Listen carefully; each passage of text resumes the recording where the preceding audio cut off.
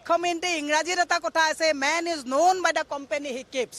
মুখ্যমন্ত্ৰীয়ে সদায় তেওঁৰ লগত তেনেকুৱা 2 নম্বৰী মানুহবিলাকে ৰাখে।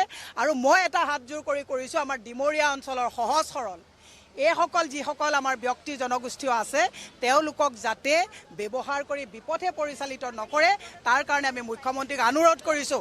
মুখ্যমন্ত্ৰীয়ে এটা কথা পাহৰি যাব নালাগে, অসমীয়াত কথা এটা আছে যে 100 বাঘ মাৰিলে বাঘৰু 100 গৰু খালে বাঘৰু মৰণ।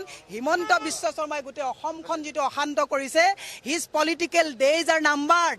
হিমন্ত বিশ্ব শৰ্মাই ভাবিব নালাগে এইখন পৃথিৱীত দুৰ্যোধনৰ দৰে শক্তিশালী মানুহ ৰজাও পতন হৈছে, ৰাৱণো ইয়াত পতন হৈছে, হিটলাৰৰ সুইচাইড কৰিবলগীয়া হৈছে, ছাদ্দাম হুছেইনো বাংকাত গৈ মৰিবলগীয়া হৈছে।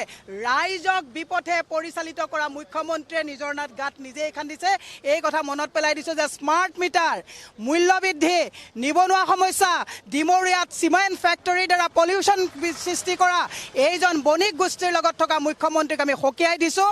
জনগোষ্ঠীয় নেতাৰ লগত যাতে হেতালি নেখেলে তাৰ প্ৰতি মুখ্যমন্ত্ৰীক আমি সকীয়াই দিছোঁ।